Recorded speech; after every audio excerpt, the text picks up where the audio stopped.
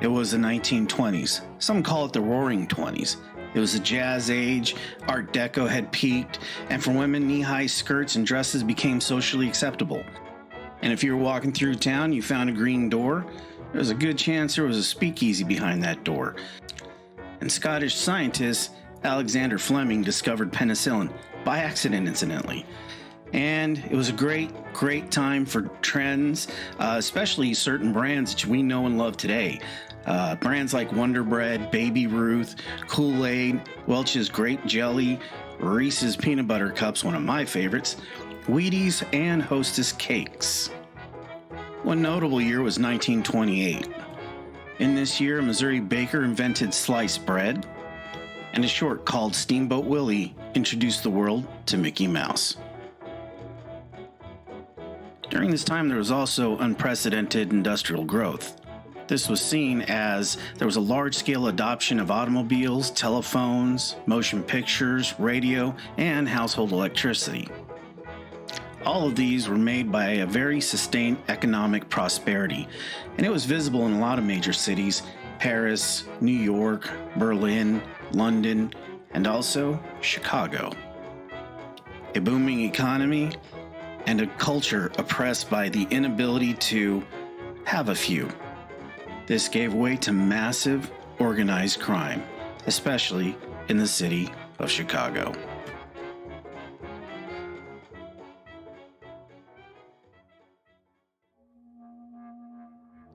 You see, to appreciate any sweet, you must also entertain the sour. And the sour that ran through the Chicago streets came in waves of Chicago mob. While gambling and prostitution were very lucrative for the crime families, none were more lucrative than bootlegging. Now, there were a lot of crime families during that time, but for the purpose of this story, we're going to focus on the North Side gang, called the North Side Mob. It was primarily made up of Irish, Polish, American criminals. And their principal rival, the South Side gang, also known as the Chicago Outfit. Now, this crime syndicate was made up primarily of Italian Americans. But we'll get to them here in just a minute. First, we'll talk about the North Side gang. Now, they originated, as many of the gangs did at that time, from Market Street gang. That gang was made up mainly with pickpockets, sneak thieves, and labor sluggers working in the 42 and 43rd wards. And at the beginning of Prohibition, the Northsiders quickly took control of existing breweries and distilleries in the north side of Chicago. At the beginning of the 20s, this gang was headed by Dion O'Banion. Reportedly, at the height of his power, he's supposedly making about $1 million a year from liquor, and that was in the 20s. And after marrying Viola Knief, they bought a flower shop, William Schofield's flower shop as a matter of fact, in River North area, near the corner of Chicago Avenue and North State Street. Of course, now it's a parking lot. See, he needed a legitimate front for his criminal operations, and why not flowers? He always liked them. And oddly enough, Schofield's became the florist of choice for mob funerals. Now, during the 20s, obviously the relationships between the North Side mobsters and the South Side mobsters became incredibly strained, each one of them wanting to corner the market of the now ever-popular bootlegging industry. Now on the South Side, the Chicago outfit was led by John Donato Torrio. Now the outfit, they had criminal activities ranging anywhere from loan sharking, illegal gambling, prostitution, extortion, and everybody's favorite, political corruption, and of course, murder. Now, the one thing the Southsiders did that the Northsiders did not engage in was prostitution. That was something that the North Side gang refused to be involved in. Now, organized crime in Chicago was never completely monopolized, but the outfit honestly has always been known as the most powerful, violent, and largest criminal organization in Chicago, and quite frankly, in the entire Midwest region. And in 1920, along with his right-hand man that we all know by Al Capone, they decided to try to create a truce between all the rival crime groups, which basically led to have an agreement of Northsiders, they get to sell on the north side, Southsiders, Well, of course, they sell on the south side. And that pretty much was the end of it. That kept, in their minds at least, from being gang wars and things getting quite out of hand. And unfortunately, it didn't work out so well. In 4 short years, it all sort of fell apart. You see, in the north, a gang found out that the Jenna brothers, who were close to the Torrio gang, were selling booze on the north side. Obviously, that's an infringement on the agreement they had all agreed on. So O'Banion went to Torrio and said, hey, give us a hand here. You're the one that says you're going to settle all these disputes. Maybe you can do something for us, help us from this happening again, or there might be problems. But this turned out to be an unfruitful effort, and Torrio did nothing to stop the brothers from selling on the north side. And it was with that they decided, hey, we're just going to take it into our own hands. They went ahead and hijacked Jenna beer shipments. So in 1924, O'Banion learned that the police were planning on raiding one of his breweries. It was called the Seaben Brewery. And with that knowledge, he said, you know what? I'm going to go ahead and go to Torrio and say, I want out of this. I don't want to do this anymore. Would you be interested in buying out, my share? And I just want to retire to Colorado. I don't want anything to do with this anymore. So Torrio agreed to buy O'Banion's share and gave him $500,000. So that was a pretty good deal, I think, for Torrio in his mind. So the morning of the deal, the police did, in fact, raid the brewery and shut it down. And Torrio, O'Banion, and several others were arrested. Now, Torrio, this was not his first time. See, what happened in those days, if you were a repeat offender, you were given mandatory jail time. And it is Torrio's feeling that O'Banion knew this, and he felt like he was betrayed and conned out of $500,000. Now, Torrio obviously wanted to take immediate retaliation, but one of the other family organizations, Mike Merlo, said, hey, you know what? Take a beat. We have a very big interest in keeping peace between us, and we want to make sure that we keep from having gang wars burst out into the streets. And Torrio agreed, so he was a bit reluctant, but he said, okay, I respect you, and we'll go ahead and hold off. However, in the winter of 1924, Mike Merlo died of cancer. So, remember how I'd mentioned in the beginning that the O'Banion shop, Schofield Flowers, had kind of become the organized crime flower shop and did all the funerals? Well, they were charged with doing Mike Merlo's funeral.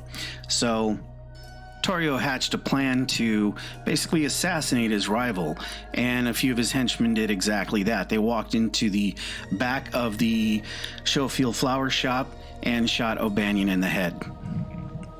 This placed Jaime Weiss as head of the North Gang, and he was backed by Vincent Drucci and, more importantly, Bugs Moran. Now, if war is what they were looking for, it was war they absolutely got. In January 1925, Al Capone was ambushed, leaving him shaken, but he was fairly unhurt. And just a mere 12 days later, Torrio and his wife Anna were ambushed outside their home by Weiss, Drucci, and Marone. Now, Torrio was shot several times and nearly killed. And after recovering, he decided, well, that's it for me. I'm going to resign. I'm going to hand this thing over to Al Capone. And with that, Al Capone's reign was officially started. Now, Al Capone was having none of that noise. Once he took over, he decided, well, okay, enough is enough. I'm going to go ahead and get this thing done. So he got a contract for Weiss, Drucci, and Moran. So he actually assaulted Drucci and Moran with their entourage and I guess basically just unloaded on them on a gun battle.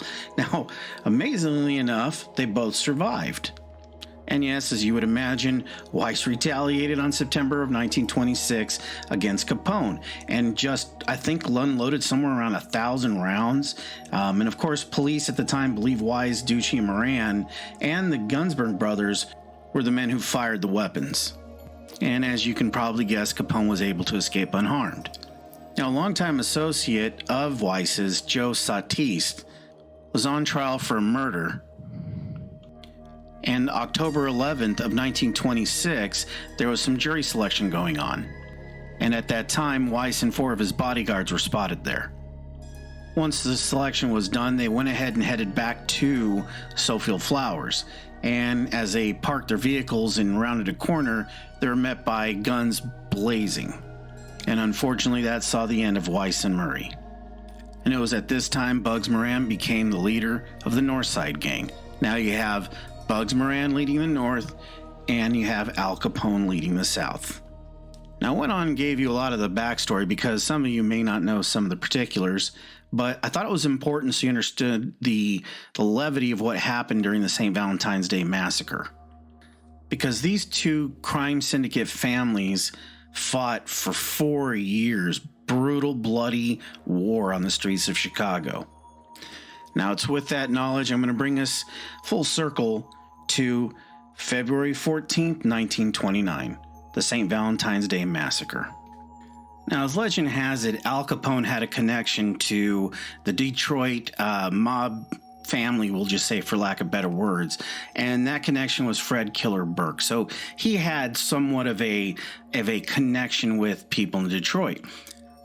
Now, it's long since been argued that Bugs Moran received a tip from somebody in the Detroit area, the Detroit Mafia, that there would be a shipment of Canadian whiskey that he could get a really good deal on, and they were going to go ahead and deliver that to him in Chicago.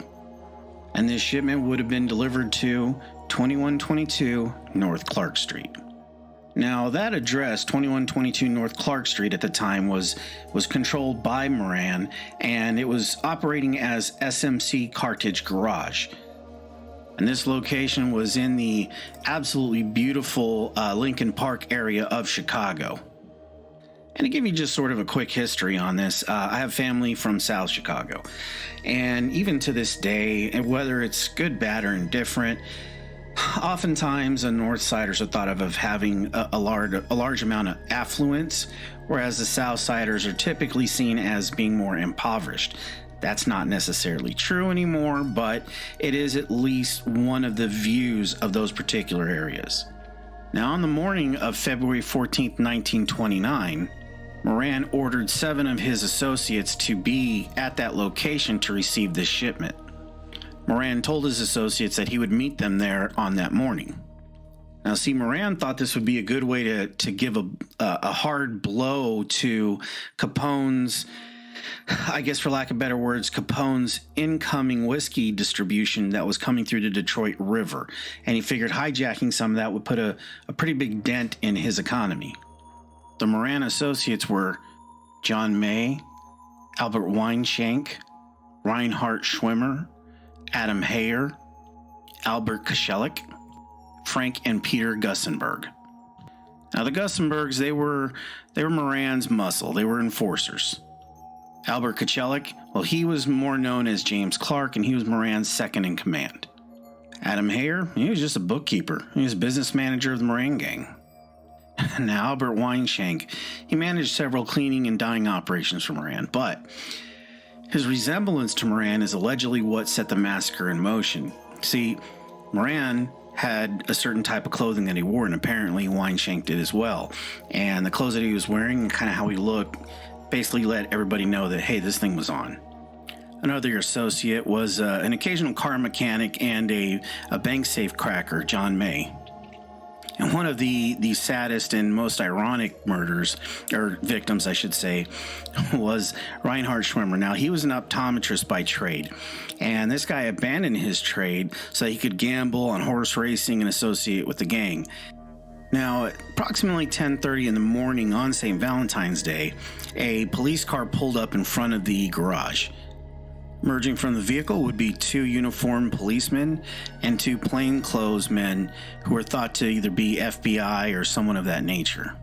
With them were several weapons, but more notably 2 shotguns and 2 Tommy guns, would later be called the Chicago typewriter.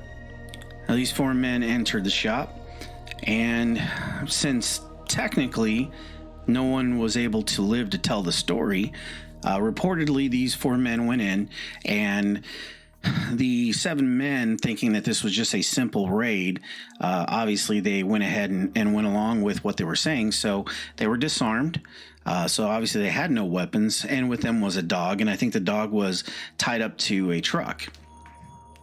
The 4 men then instructed the 7 men to put their hands on the adjacent brick wall, and they were going to get, quote unquote, brought in for processing. Unfortunately, that did not happen. The 7 men were gunned down by the 4 perpetrators. I believe somewhere around 70 rounds were fired out of those machine guns, and they just absolutely obliterated them. Now, you would think that this being in an affluent area and there's a lot of people around to hear it, that there would have been people that actually heard it and reported it. But you got to think, these people saw policemen go into a building, then heard subsequent, gunfire. So I guess they just figured, well, this is just a police bus, and this is something normal.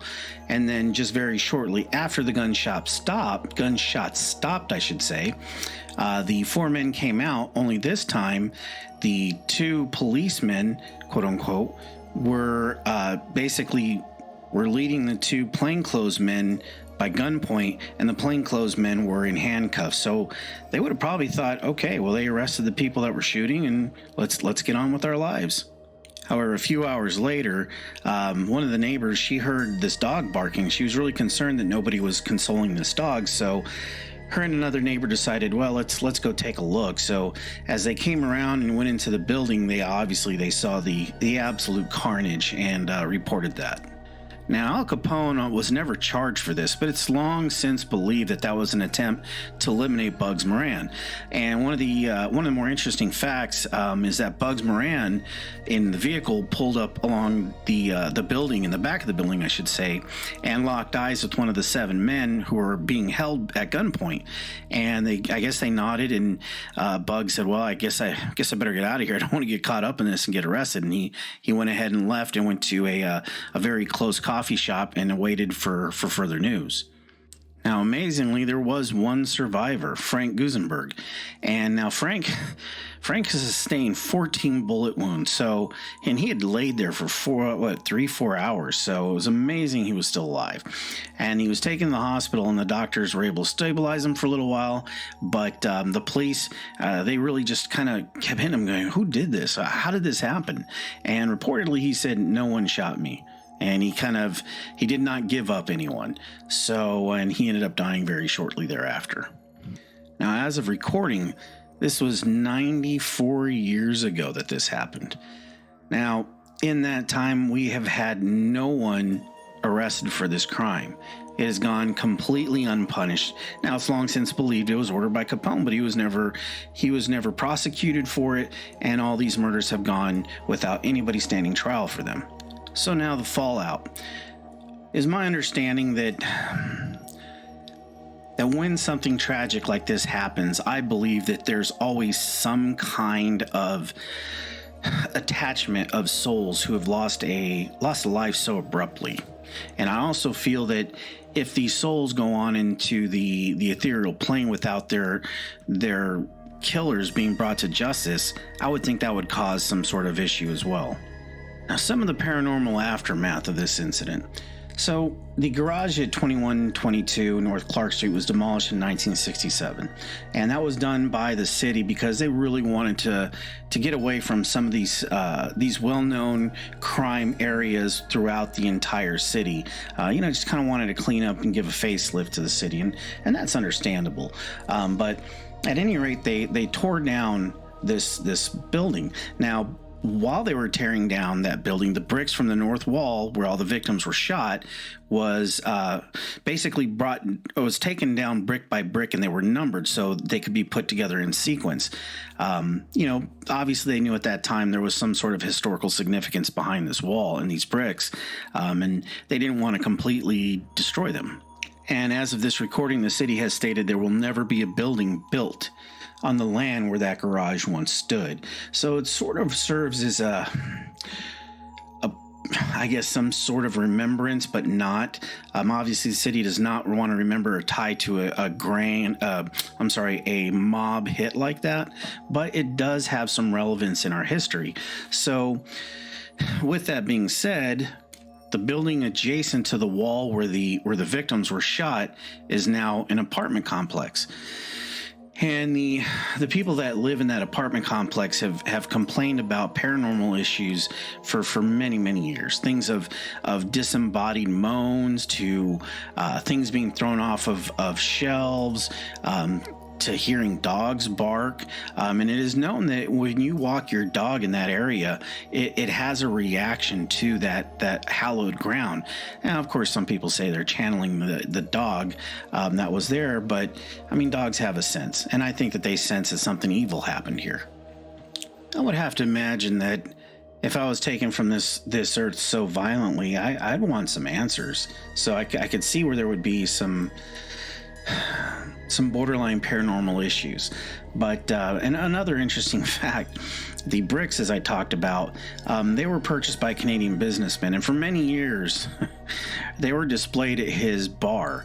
And the bar, this is the part that I think makes this story absolutely awful, but he put it in the men's room of the bar and reportedly had a plexiglass film over it, or plexiglass in a sense over the bullet holes, and men could, quote unquote, shoot the holes while they were relieving themselves. Now, I'm not one to say that certain actions will cause a reaction of the paranormal, but if anything would, I think that would.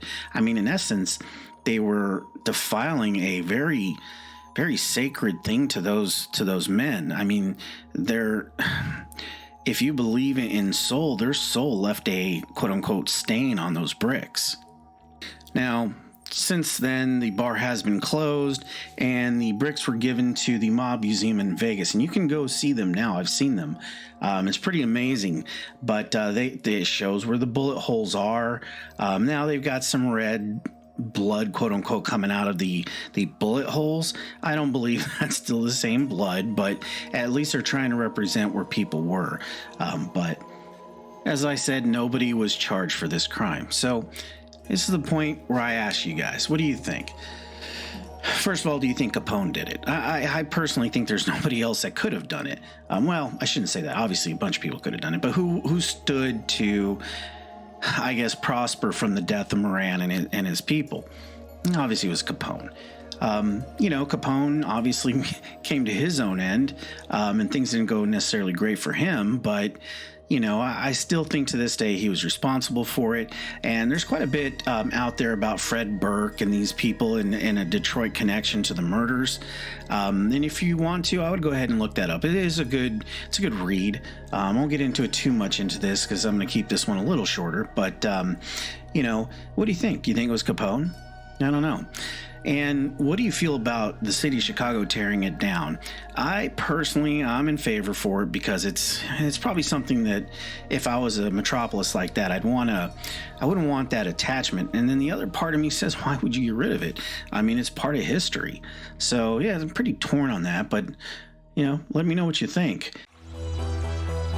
For full-length audio, you can listen to us wherever you get your podcast. And on YouTube, please consider liking and subscribing for new content every week. And now, on to the video.